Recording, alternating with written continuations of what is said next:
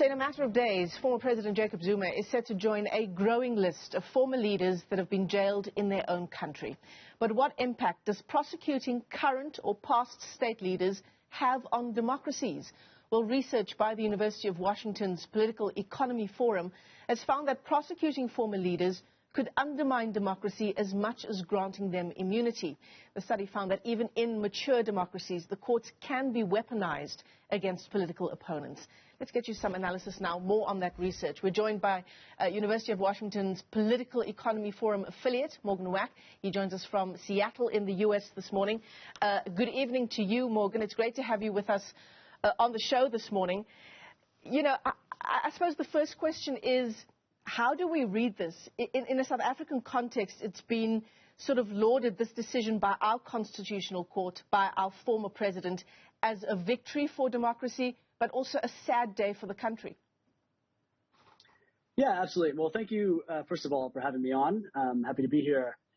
As the case with any political case, and especially with cases for former leaders, it all depends on context. And that is the context both of the case itself and of the courts in the country. And in the South African case, as you noted, it's widely seen, not just in South Africa, but throughout the world, as having a very strong, robust, independent judiciary, which certainly helps things. You see most likely when individual countries or individual courts start to get into political problems, it's most often when they are not perceived to be apolitical actors. I suppose, you know, in some way, there's a certain sector of society that could also argue at the same time that the court is inadvertently getting involved in politicking in some way.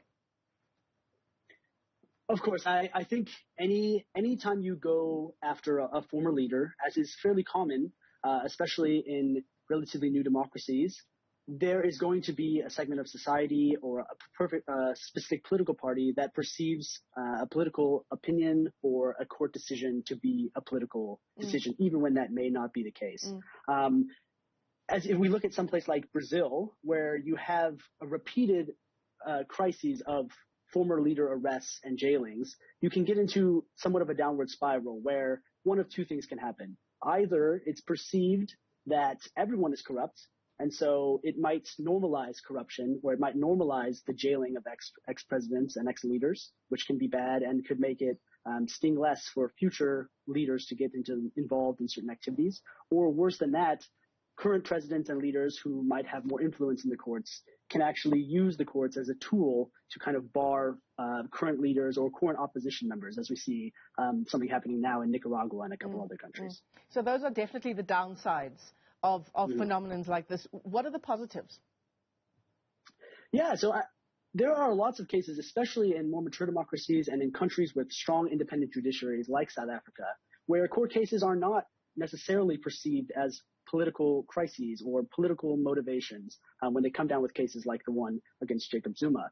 I think it was smart for the courts to release something similar today about Ramaphosa as well, to kind of show that they are independent and they are pursuing a number of different avenues.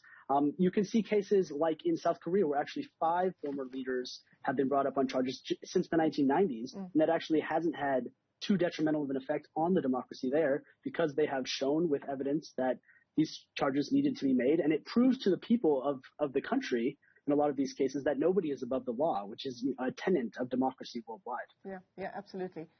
I'm sort of stuck on what you just said about it being smart from the Constitutional Court to now bring this issue around our current sitting president, Cyril Ramaphosa, to announce its decision just days later in the same week. I mean, how do I read that comment from you?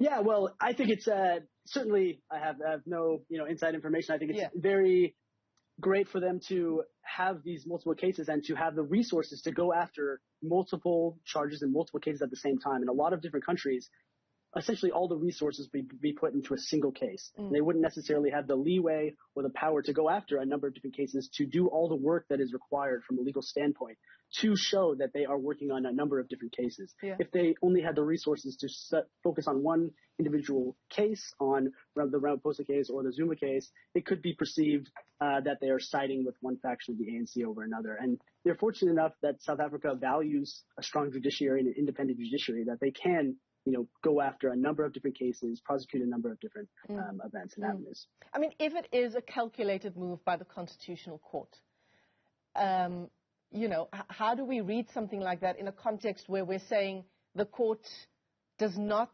concern itself with, what a country is asking for, what a country is yearning for? Yeah, I don't think it was a calculated move. I don't actually think that's the case. I think it's more a case that the court is, being allowed to pursue these many avenues is actually a great sign for South Africa's democracy and for the judiciary. Yeah. So in your country, former President Donald Trump's company expected to be indicted also this week.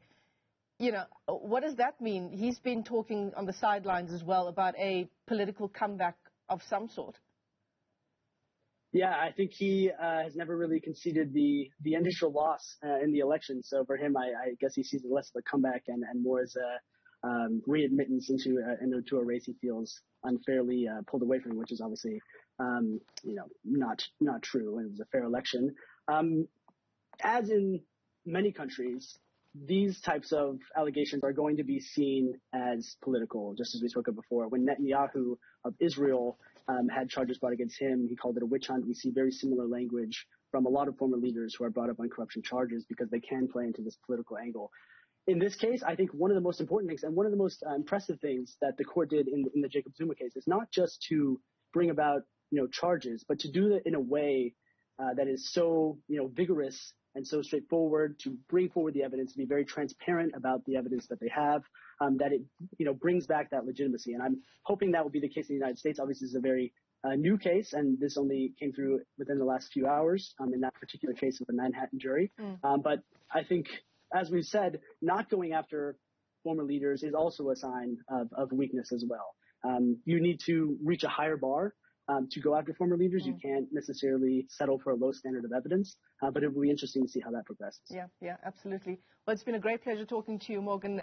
Thanks so much for joining us this morning in the evening live to us there from Seattle in the U.S. He's with the University of Washington as we continue to unpack just what the guilty verdict in the contempt of court issue around President Jacob Zuma is concerned. Of course, sitting President Cyril Ramaphosa, our current president, he is in the Constitutional Court this morning as well for a verdict around his CR17 campaign donors. So some big stories making headlines in the apex court of our country. That's some interesting research there by the University of Washington's Political Economy Forum, just around what this means. Former presidents prosecuted once they have finished their term in office. It's very interesting indeed.